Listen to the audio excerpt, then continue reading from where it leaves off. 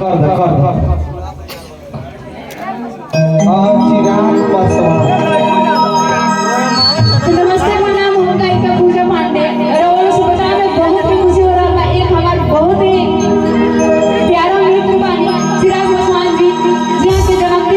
जन्मदिन के ढेर सारी शुभकामनाएं। जहां भी रहे मस्त रहिए और खुश रहिए और अपनी मम्मी पापा का नाम रोशन कीजिए। हो गया खुश? I love you.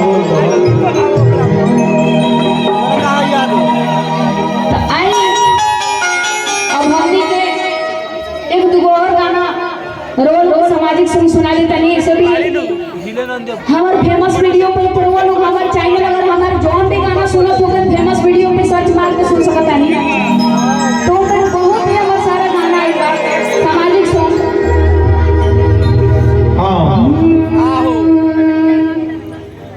तो देख को राम जी को जनक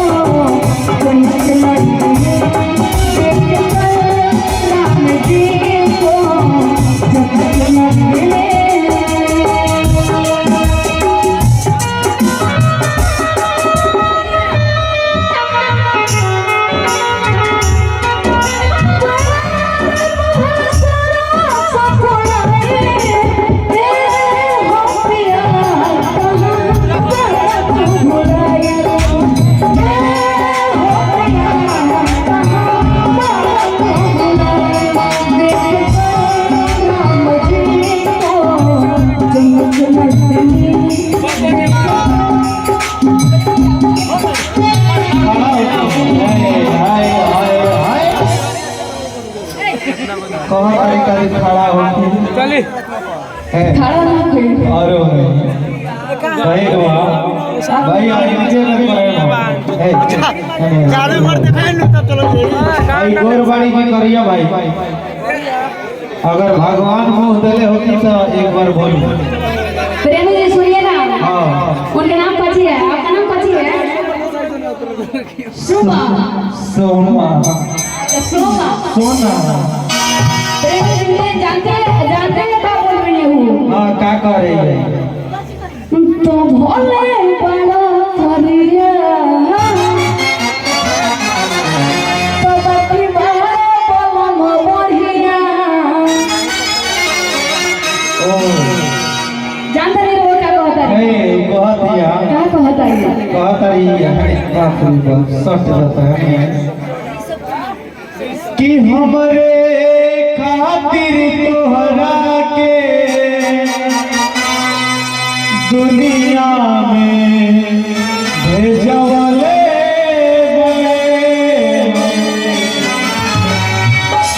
भैया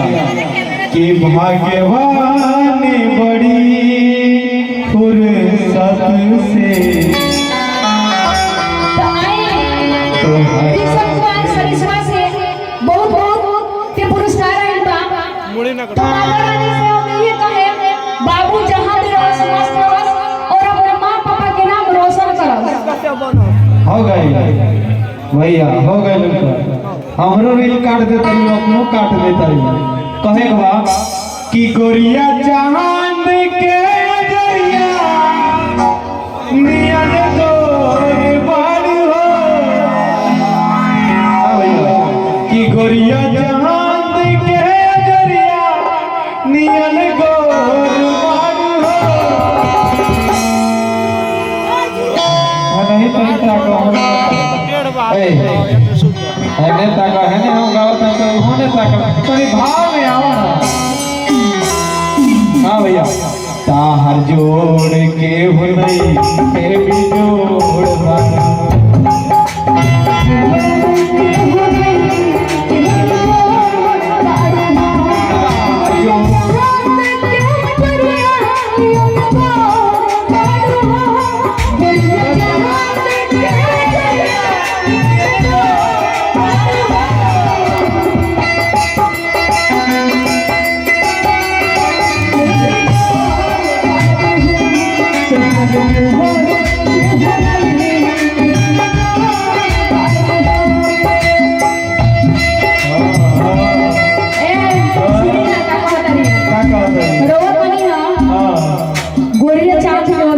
तो समझी तनी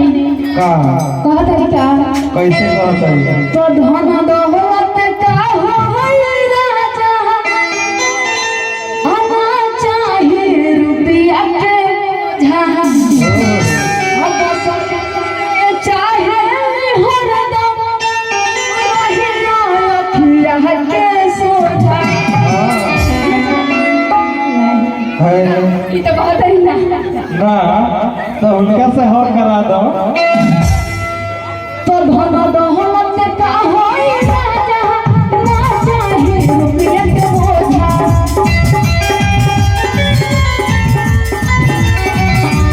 धन दौलत का होई राजा ना चाहिए रुपया के बोझा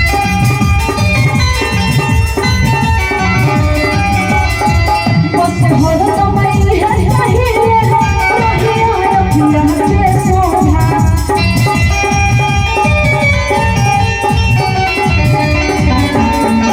कैसे कहता रही हूँ तरीका हाँ तो दुखा हमारे तोहर के भागे प्रोग्राम तो बहुत अहो